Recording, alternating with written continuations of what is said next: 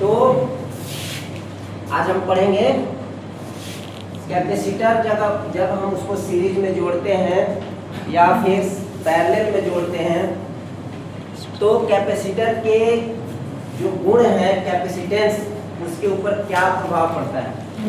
Extend होगा कब जो है कम होगा, ठीक है, यानी कैपेसिटेंस कब इंक्रीज होगा और कब डिक्रीज होगा, ये चीज़ हम पढ़ेंगे, यहीं पे आप समझ पाएंगे। तो पहले हम चलते हैं, बात करते हैं सीरीज कनेक्शन ऑफ कैपेसिटर्स, ठीक है। जब आपके पास कैपेसिटर का सिंबल आपको पता है, कैपेसिटर जब हम दिखाते हैं तो ऐसे दिखाते हैं, दोनों लाइनें बराबर होगी, है ना। Yes sir. तो कैपेसिटर जब आपके पास इस तरह का है, आप मान लीजिए दो कैपेसिटर आपने लिए, ठीक है, एक ये है, दूसरा आपने ये ले लिया, ठीक है। अब इन दोनों कैपेसिटर के दो टर्मिनल हैं, अगर हम इसे 1 मान लें, इसे 2 मान लें, इसको 1 इसे 2, ठीक है। Yes sir. अब हम क्या करेंगे, इस कैपेसिटर में कोई पॉजिटिव नेगेटिव नहीं है, हमने पोलैरिटी नहीं डिसाइड की, पोलैरिटी लेस है ये, नॉन पोलर टाइप का, इसमें कोई भी प्लस माइनस नहीं होता है कैपेसिटर में, ठीक है। तो यहाँ अगर हम कैपेसिटर का कोई भी टर्मिनल किसी से भी जोड़ सकते हैं, अगर हमने इन दोनों को जोड़ दिया है, ठीक है, ये क्या बन गया आपका सीरीज कनेक्शन हो गया। यानी कि दो कैपेसिटर, अगर इसका कैपेसिटेंस हम C1 मान लें और इसका कैपेसिटेंस हम C2 मान लें, तो ये दोनों सीरीज में जुड़ गया। जब सीरीज में जुड़ता है तो क्या होगा, इसका कैपेसिटेंस पहले आपने पढ़ा रेजिस्टेंस में, ठीक है, लेकिन यहाँ पे क्या है, कैपेसिटेंस है। तो इक्विवेलेंट जो कैपेसिटेंस इन दो टर्मिनलों पे जो हमें मिलेगा वो क्या होगा, ठीक है। पहले आपने रेजिस्टेंस में पढ़ा होगा, इस तरह से हमने रेजिस्टेंस जोड़ा था, ठीक है, इसका R1 था, इसका R2 है, तो इन दो टर्मिनल पर जो R इक्विवेलेंट मिल रहा था वो R1 प्लस R2 था, लेकिन यहाँ पे ऐसा नहीं होगा, ठीक है। कैपेसिटर के केस में ऐसा नहीं होगा कि आप सीधा सीधा जोड़ देंगे और रेजिस्टेंस जैसे इंक्रीज हो जा रहा वैसे इक्विवेलेंट रेजिस्टेंस की तरह इक्विवेलेंट कैपेसिटेंस निकलेगा। यहाँ जो है आपका रेजिस्टेंस का आपने पढ़ा पैरेलल का, ठीक है, पैरेलल में क्या होता है, आप जैसे जोड़ देते हैं, ठीक है, इन दो टर्मिनल पे आप निकालते हैं, इसका R1 इसका R2, R इक्विवेलेंट आप क्या निकालते हैं, आप R1 R2 बटे में R1 प्लस R2 ओम, ठीक है। तो यहाँ पे पैरेलल का नियम लगेगा, किसमें, कैपेसिटेंस। यहाँ पे C1 C2 का इक्विवेलेंट जो होगा वो C1 C2 by C1 plus C2, इतना फैरेड, ठीक है, या माइक्रोफैरेड, ठीक है, या पिकोफैरेड, ये मात्रक है इसके,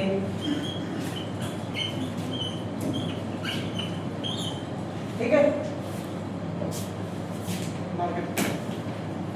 तो अब यहाँ पे आप क्या कर रहे हैं, जब टोटल इक्विवेलेंट कैपेसिटेंस निकाल रहे हैं तो यहाँ पे पैरेलल वाला रूल लगेगा। सिर्फ इतना ही अगर आप याद रखते हैं कि रजिस्टर्स का जो पैरेलल कनेक्शन है सेम यहाँ पे कैपेसिटर के केस में सीरीज में यूज होगा, बस हमें R1 R2 की जगह पे C1 C2 कर लेना है, ठीक है, तो टोटल कैपेसिटेंस मिलेगा। तो वहां पे आप देख रहे थे कि ओवरऑल जो ये रेजिस्टेंस आया वो इनकी अपेक्षा क्या हो रहा था, कम हो रहा था, लो हो रहा था ना। जब पैरेलल में आप रेजिस्टेंस लगाते हैं तो रेजिस्टेंस वैल्यू घट जाती है, यहाँ पे आप कैपेसिटर जब सीरीज में लगाएंगे तो इनकी कैपेसिटेंस की वैल्यू क्या होगी? आप ये जो है कैपेसिटेंस क्या हो जाएगा? डिक्रीज होगा। ठीक है, कैपेसिटेंस आपका इस केस में डिक्रीज होगा, घटेगा। क्लियर? आया समझ में? यानी अगर आपके पास मान लेते हैं कि 2 फैरेड का है कैपेसिटर, ठीक है, और आपके पास एक और है, आपके पास 2 फैरेड का है, ठीक है, लेकिन आपको जरूरत है 1 फैरेड का कैपेसिटेंस 1 फैरेड का आपको कैपेसिटेंस चाहिए, लेकिन आपके पास उस वक्त फिजिकल भौतिक कंडीशन में आपके पास कैपेसिटर है ही नहीं 1 फैरेड का, लेकिन आपके पास 2 फैरेड के कई सारे कैपेसिटर पड़े हैं, तो क्या करेंगे? सिंपल सी बात, आप उन 2 कैपेसिटर को 2 फैरेड के कैपेसिटर्स जो हैं उन्हें सीरीज में जोड़ देंगे तो आपको 1 फैरेड का कैपेसिटेंस मिल जाएगा। हो गया काम। भाई इमरजेंसी के लिए आप ये थोड़े कि अभी जरूरत है किसी इक्विपमेंट को चलाने की, आपका फैन ही है, फैन की स्पीड घटी हुई है, और जब आपका कैपेसिटेंस कम हो जाता है यानी कैपेसिटर खराब हो जाता है स्थिति उसकी, तो उस केस में फैन आपका स्लो चलने लगता है। आप करते क्या हैं? कैपेसिटर बदलते हैं। सपोज करिए कि रात में आपके घर में कैपेसिटर जो है डाउन हो गया, पंखा अचानक से स्लो हो गया, तो आप क्या करेंगे? आपके पास कैपेसिटर पड़े हैं लेकिन जितनी कैपेसिटी का है उतने का नहीं है, तो आप क्या करेंगे? ठीक है, नहीं, वहाँ कैपेसिटेंस बढ़ाना, यहाँ तो घट रहा है। आप घटाएंगे कब? जब आपको मान लीजिए कि 2.15 माइक्रोफैरेड का या पिकोफैरेड का कैपेसिटर है, ठीक है, 2.15 माइक्रोफैरेड का आपको पास रखा हुआ है जो, या 2.5 माइक्रोफैरेड का है, आपके पास 5 माइक्रोफैरेड के कैपेसिटर है 2, उन्हें सीरीज में जोड़ के लगा दीजिए, आपको 2.5 मिल जाएगा, फैन आपका चलेगा। समझ में आ गया? तो ये चीजें हैं इसका यूज। जब आप डेली लाइफ में कहीं यूज नहीं कर पा रहे हैं अपने ब्रेन का, फिर इसको पढ़ने में कोई मतलब नहीं है। अब सोचे कि भाई हमने जोड़ तो दिया, इसका यूज क्या है? जब हम तो ऐसे ही एक कैपेसिटर लगाते हैं, लेकिन ऐसा नहीं है, हम कैपेसिटर बैंक भी बनाते हैं, ठीक है, इसका कैपेसिटेंस कम होगा, लेकिन इन दोनों के ऊपर जो चार्ज होगा वो क्या होगा? हाँ, सीरीज में दोनों कैपेसिटेंस सेम है तभी चार्ज इक्वल होगा। ठीक है, तो ये चीज समझ में आ गई। सीरीज कनेक्शन, इसका एप्लीकेशन भी पता चल गया कि इसे आप कहाँ यूज कर सकते हैं। आपकी जरूरत पे आप इसे यूज कर सकते हैं, आपके पास नहीं हो तो। ठीक है, नेक्स्ट हम पढ़ते हैं पैरेलल कनेक्शन ऑफ कैपेसिटर। लिखना है और नोट कर लीजिए। नोट कर रहे हैं ना? इसमें अगर हमने 2 कैपेसिटर जोड़ा, अगर 3 जोड़ दें तो क्या होगा, इसे भी जान लीजिए। ठीक है, उस केस में भी कैपेसिटेंस घटेगा ही, ये चीज फिक्स है। ठीक है, ओवरऑल कैपेसिटेंस घटेगा।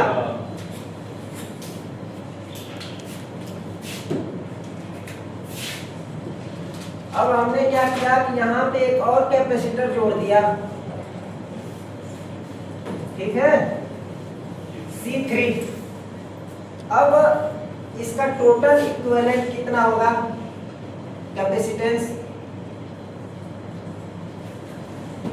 टोटल निकालना है तो आपने रजिस्टर्स के केस में पढ़ा था। रजिस्टर्स निकालने में जब 3 रजिस्टर्स जोड़े जा रहे थे तो उनका रजिस्टेंस क्या आ रहा था?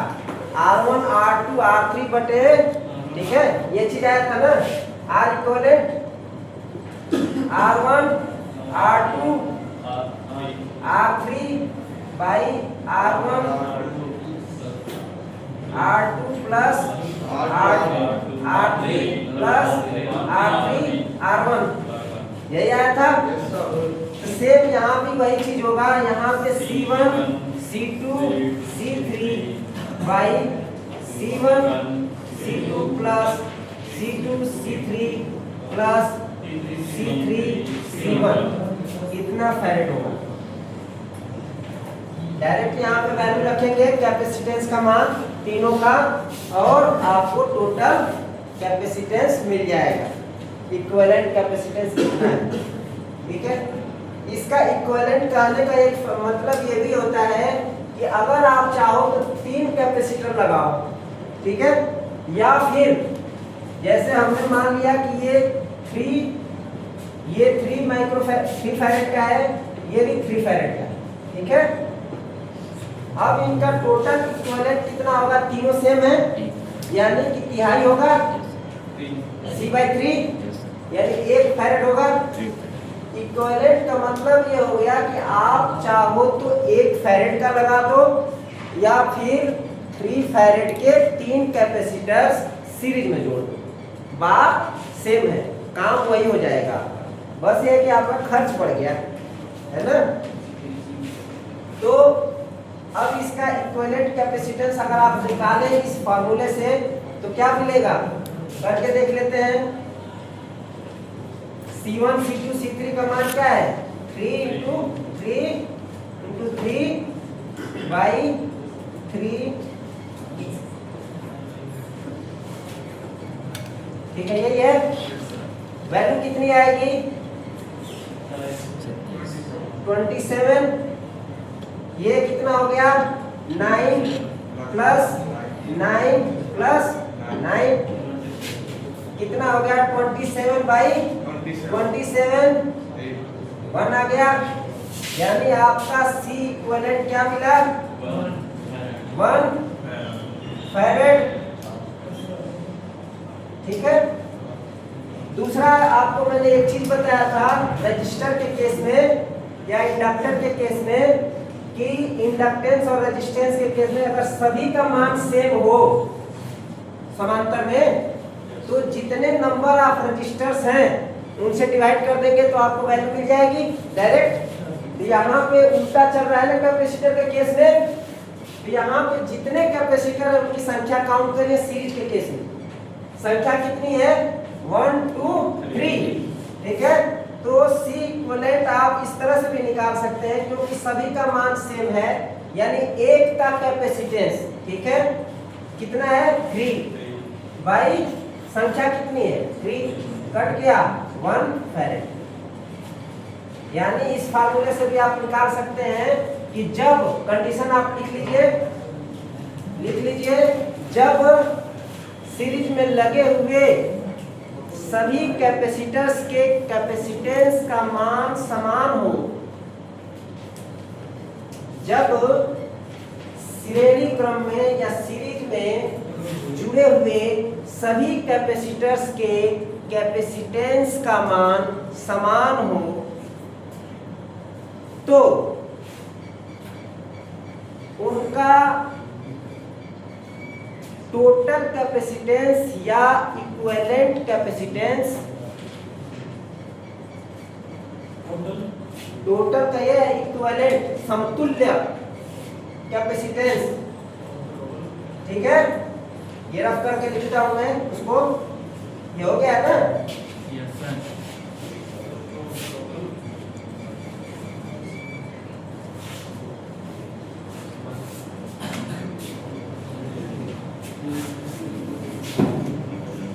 उस केस में कंडीशन के बाद आप लीजिए total capacitance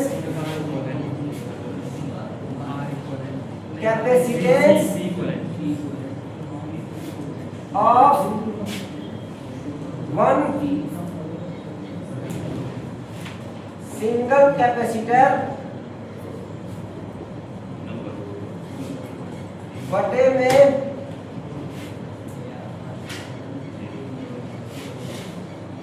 number of capacitor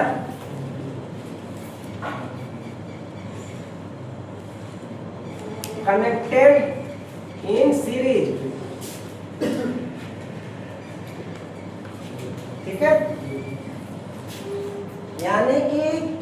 capacitance का, एक सिंगल कैपेसिटर का कैपेसिटेंस कितना है और उनकी संख्या कितनी, कितने कैपेसिटर श्रेणी क्रम में सीरीज में जुड़े हुए हैं। ठीक है, तो यहाँ पे क्या मिला आपको, एक का, यहाँ आप देख रहे हैं 3 है ना, 3, मान लीजिए कि अब हमने इसको 6 कर दिया, इसको भी 6 फैरेड का लगा दिया, ये भी 6 फैरेड।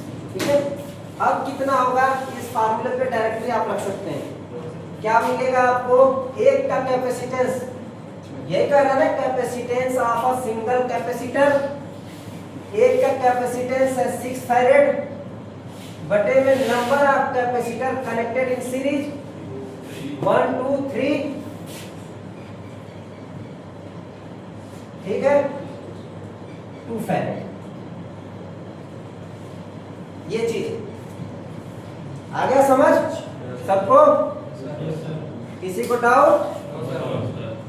ठीक है, ऐसे जो है इसका एप्लीकेशन यही है कि आपको जहां जरूरत पड़ेगी आप इस हिसाब से जो चीजें हैं उसी से आप बना सकोगे। ठीक है, क्लियर? अब next, parallel connection of capacitor, इसे नोट कर लिया आप लोगों ने? Yes sir. ठीक है, रफ करते हैं? Yes sir.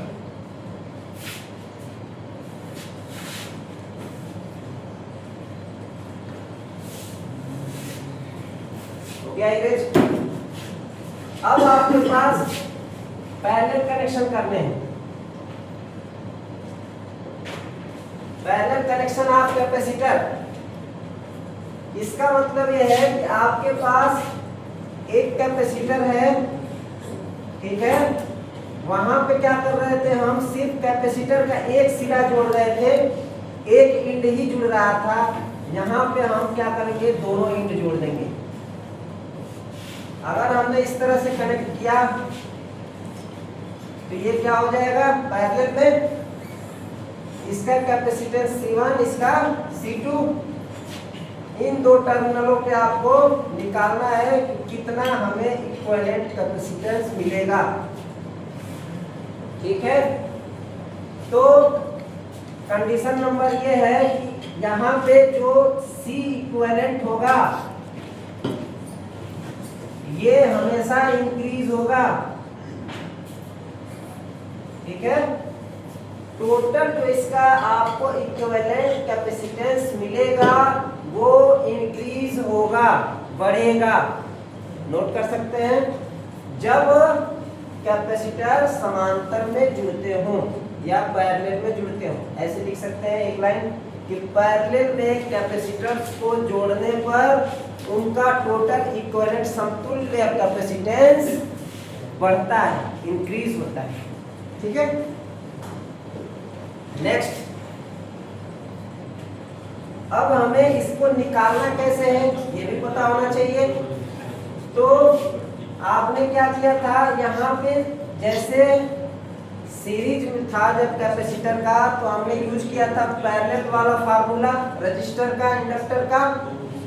यहाँ पे हम यूज करेंगे कौन सा, ये पैरेलल में है तो हम सीरीज वाला यूज करेंगे। ठीक है, तो यहाँ पे जब सीरीज वाला हम यूज करेंगे, सीरीज में रेजिस्टेंस जब निकालते थे तो क्या मिला था, R1 प्लस R2 सीधा करते है ना। सेम चीज यहाँ पे हम जब C इक्विवेलेंट निकालेंगे तो C1 प्लस C2 फैरेड। ठीक है, मात्रक आपके तीनों हो सकते हैं, ये माइक्रो फैरेड में हो या पिको फैरेड में हो। ठीक है, 3 मात्रक हो सकते हैं। आप ज्यादातर फैन में देखते हैं माइक्रो फैरेड लिखा हुआ, जो इलेक्ट्रॉनिक सर्किट होते हैं पीसीबी, उसमें आप देखेंगे पिको फैरेड वाले कैपेसिटर। ठीक है, अब आपको कैपेसिटेंस यहाँ क्या है, इसमें कोई दिक्कत नहीं है, सीधा सीधा आपको जोड़ देना है। ठीक है, यहाँ पे अगर हमने मान लिया कि C का वैल्यू है 5 माइक्रोफैरेड, यहाँ इसकी वैल्यू है 6 माइक्रोफैरेड, तो टोटल इक्विवेलेंट कितना हो जाएगा, ये जो है 5 प्लस 6 11 माइक्रोफैरेड। ठीक है, क्लियर? आसान है। अब इसमें चाहे आप जितना जोड़ते जाओ, मान लो कि अब हमने कुछ और इसमें जोड़ दिया, एक और कैपेसिटर लगा दिया, ठीक है, यहाँ पे C3 लगा दिया, इसकी वैल्यू हमने दे दी 4 माइक्रोफैरेड। अब C इक्विवेलेंट कितना हो जाएगा? कुछ नहीं करना है इसमें, 5 प्लस 6 प्लस 4 15 माइक्रोफैरेड। ठीक है, यानी फार्मूला क्या हुआ आपका? Simple C1 plus C2 plus C3 dot dot dot Cn। चाहे नंबर ऑफ n कहा जाए, कितना भी कहा जाए वही होगा। चाहे जितने कैपेसिटर आप जोड़ दो पैरेलल में, सबका कैपेसिटेंस का मान एडिटिव होगा, सीधे उनको जोड़ेंगे और जो आपका टोटल इक्विवेलेंट कैपेसिटेंस मिलेगा वो हमेशा इंक्रीज ही होगा। क्लियर? अब ये हो गया ना। अब इसमें एप्लीकेशंस की बात करते हैं। एप्लीकेशन का मतलब क्या होता है? अनुप्रयोग। हम इसे कहाँ पे यूज करेंगे, जिंदगी में इसका इस्तेमाल कहाँ पे है?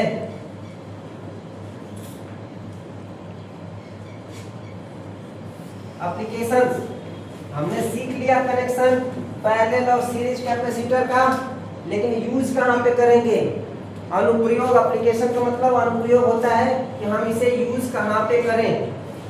तो सबसे अच्छा इसका इस्तेमाल ये है कि आपके घर में जो सीलिंग फैन है उसमें अगर स्पीड कम हो गई और आपके पास एक कैपेसिटर उसका है वो डाउन हो चुका है, यूज किया हुआ, एक पहले से यूज करके आपने निकाल कर रख रखा है घर में डस्टबिन या कबाड़ की तरह, ठीक है, आप क्या करोगे? उन दोनों कैपेसिटर को लो और पैरेलल में जोड़ो, कैपेसिटेंस की वैल्यू बढ़ जाएगी और साथ ही फैन की स्पीड भी बढ़ जाएगी। यानी कि आप जो है दो खराब जो है कैपेसिटर जिन्हें आप खराब घोषित कर चुके हैं, उन दोनों को पैरेलल में जोड़िए, वैल्यू बढ़ जाएगी। जैसे मान लीजिए कि आपने लगा रखा है 2.5 माइक्रोफैरेड का कैपेसिटर है, ये खराब स्थिति में है, ठीक है, कम है इसकी कैपेसिटेंस वैल्यू। एक और है जो 2 माइक्रोफैरेड का है, ये फैन में लगा हुआ है, ये भी खराब हो गया, ठीक है। इन दोनों को अगर आप जोड़ते हैं तो क्या मिल जाएगा? 5 ऐसे 5 माइक्रोफैरेड मिला, लेकिन वास्तव में ये तो रेटिंग है इसकी ना, इसकी रेटिंग है ये। जब ये खराब हो गया तो इतना तो नहीं देगा ये, ठीक है। एवरेज मान लो कि मैं ये 1.5 दे रहा हूँ, 2.5 2 से कम ही देगा, 2 से कम ही देगा ये।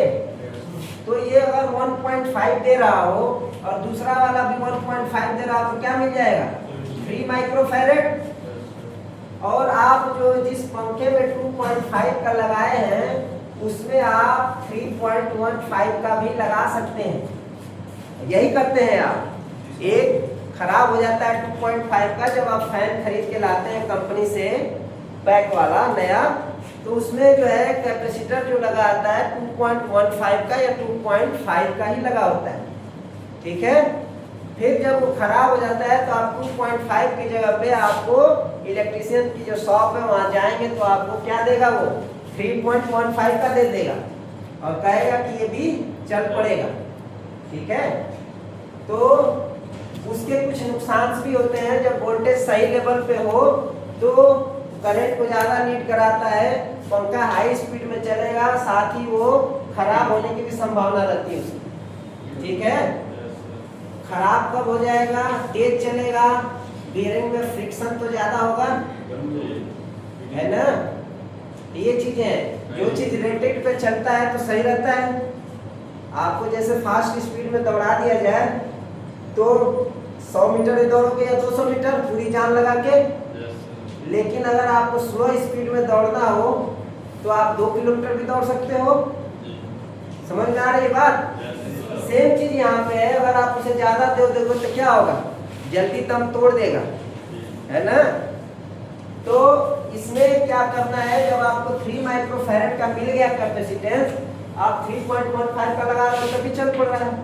जो अब ये खराब कैपेसिटर को आप जोड़ करके पंखा अपना चला सकते हैं, ठीक है, फैन की स्पीड बढ़ जाए, यानी कुछ दिन तक आप जो है उस खराब कैपेसिटर का भी इस्तेमाल कर पाएंगे, ठीक है। फेंक देते हैं, किया कभी किसी ने ऐसा?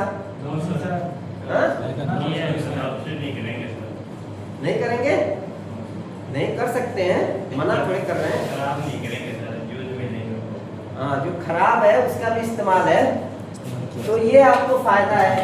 दूसरा ये है कि अगर आपके पास चाहिए 1.5 माइक्रोफैरड का भी आजकल पंखे आ रहे हैं जिसमें 1.5 माइक्रोफैरड का ही लगा है कैपेसिटर, ठीक है। अब आपके पास है 3.15 का, इसको सीरीज में जोड़ दो, मिल जाएगी कैपेसिटेंस वैल्यू 1.5, चल पड़ेगा। मार्केट में मालूम मिल ही नहीं रहा 1.5 पर, ढूंढते रह गए तो क्या करोगे। मार्केट में वही चीजें मिलती हैं जो जनरली यूज में है, ज्यादा प्रचलन में है। अब सभी जगह जो है 3.15 का 2.5 का फैन लगा है जिसमें कैपेसिटर लगे। अब आप एक स्पेशल पंखा ले आए 40 वाट 35 वाट वाला, अब उसमें क्या मिलेगा, महंगा पड़ता है वो, उसमें 1.5 का लगा मिलेगा, 1.25 का। अब वो तो हर जगह शॉप पे रखेगा नहीं, शॉप पे तो वही चीजें रखेगा ना जो आपको डेली लाइफ में इजीली उसका सेल हो सके, उसके कस्टमर से कम है, वो रख के खराब थोड़ी करना उसे, ठीक है। क्लियर हो गया। इसका एप्लीकेशन कहाँ है, आप इसे यूज कर सकते हैं। दूसरा, यहाँ कैपेसिटेंस बढ़ रहा है, यानी आप एक, ये तो आपको घर पे जुगाड़ वाली व्यवस्था हो गई है ना। दूसरा फायदा ये है कि आप कैपेसिटर बैंक बना सकते हैं।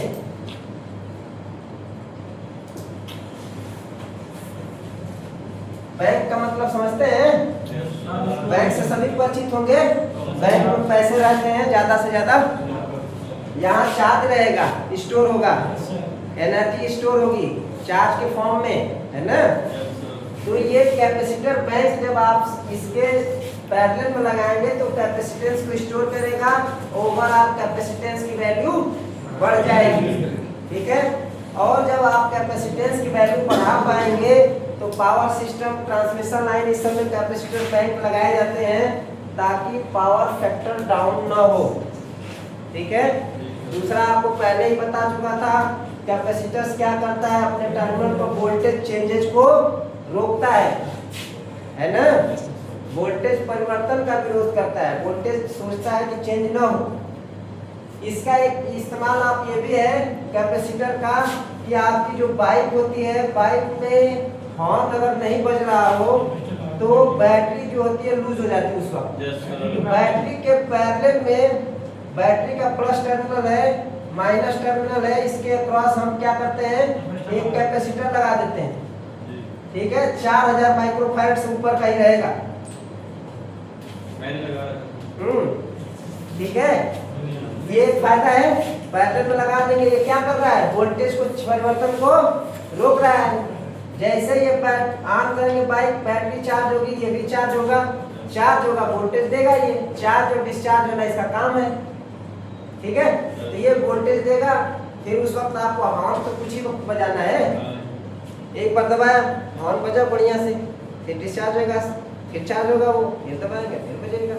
जितना तेज आप स्विच दबाएंगे हॉर्न का, उससे तेज ये चार्ज और डिस्चार्ज होता है, ठीक है। ये आपकी स्पीड से फास्ट है, तेज है। क्लियर है, आ गया समझ। एप्लीकेशन कहाँ है, पैरेलल का आप इस्तेमाल कर सकते हैं और सीरीज का भी इस्तेमाल कर सकते हैं। हो गई कहानी खत्म इसकी, ठीक है। Thank you. कोई सवाल? ठीक है, समझ आ गया सबको, बहुत अच्छा।